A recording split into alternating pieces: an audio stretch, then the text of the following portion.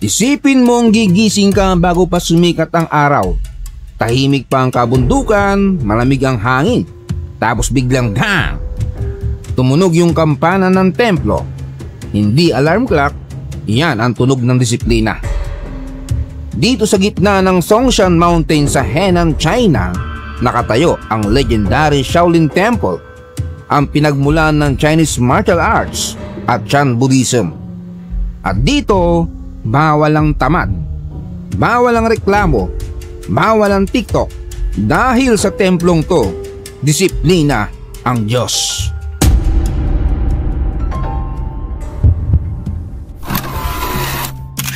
Tito John's TV. Alas 5 pa lang ng umaga, gising na lahat ng monghe. Wala nang 5 minutes na hirit pa. Kasi kung mahuli ka, hindi sermon ang makukuha mo, kundi dagdag squat hanggang mag-init yung kaluluwa mo. Ang unang ginagawa nila, hindi agad suntukan, takbo muna. Tumatakbo sila paikot sa bundok, sa lamig na parang freezer. Umaakyat ng bundok na may ngiti. Ang tawag nila rito, pagpapainit ng katawan at kaluluwa. Pagkatapos ng takbo, tahimik silang magme-meditate. Walang cellphone, walang chismis, tahimik. Dito nila tinitrain yung isip para hindi magulo. Kasi sabi nila, bago mo talunin ang kalaban, talunin mo munang sarili mong utak. Malalim, pero totoo. Pagkatapos mag-meditate, sabay-sabay silang gagalaw sa courtyard. Parang synchronized swimmers, pero sa lupa, pawis at sakit ng kalamnan. Paulit-ulit na suntok, sipa, talon, balanse, may mga posisyon na parang yoga, pero pang demonyong level ng hirap. May natayo pa ng iisang paa lamang. Kalmado, parang may sariling gravity. Lahat ng kilos nila, eksakto. Walang pabigla-bigla, walang arte. Para silang robot na may kaluluwa.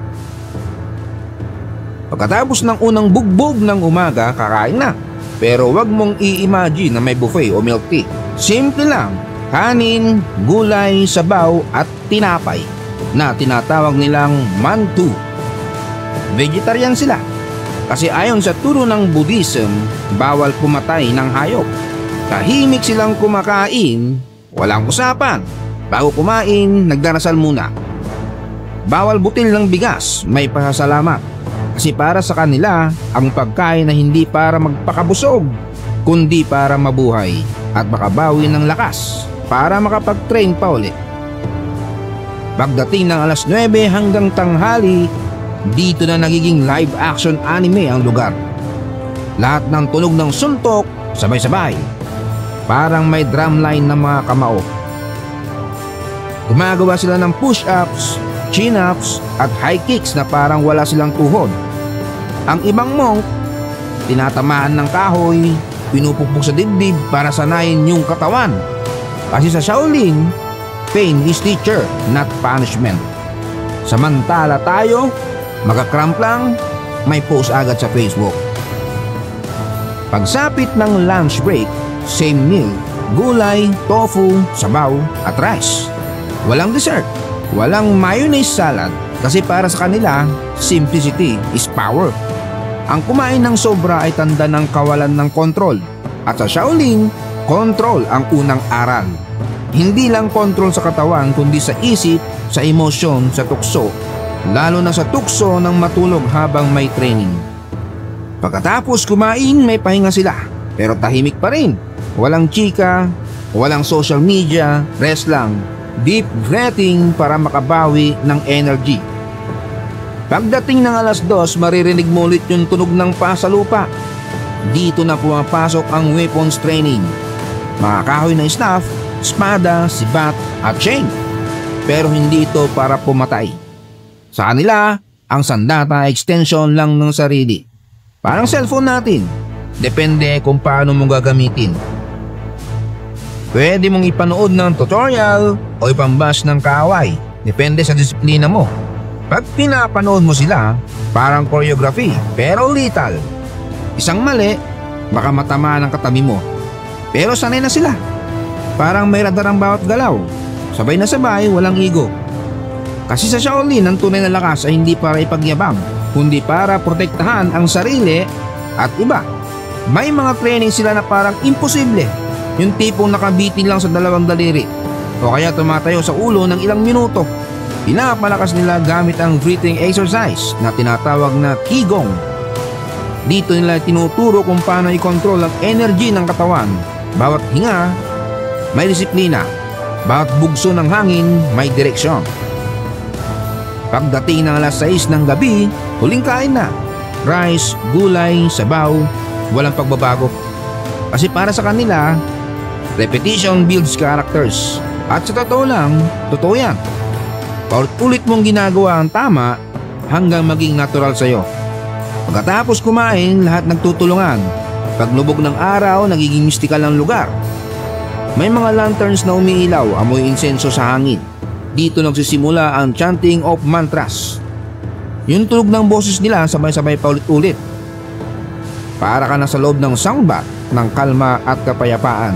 Habang tayo stress sa traffic, sila stress sa pagpahinga ng maayos. Pagkatapos ng dasal, mag-aaral sila ng Buddhist scriptures. Dito nila natututunan ang mga aral ng patience, humility at compassion. Kahit mga batang monghe, sumasali sa discussions. Marami sa kanila, bata pa lang, iniwan ng pamilya para mag-aral dito.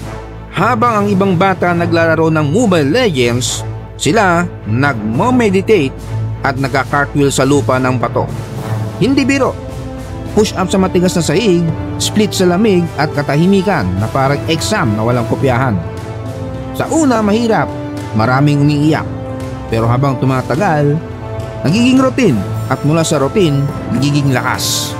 Yung mga batang dating iyakin, naging kalmado at matatag.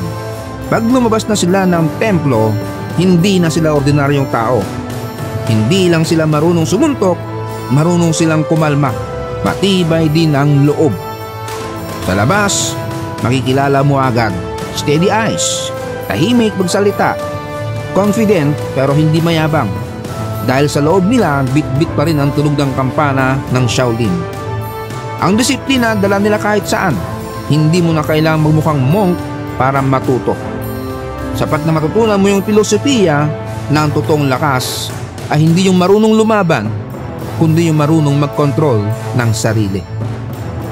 Sa panahon ngayon na puno ng ingay, notification at instant everything, ang Shaolin Temple ay paalala na minsan kailangan nating manahimik para marinig ulit ang sarili.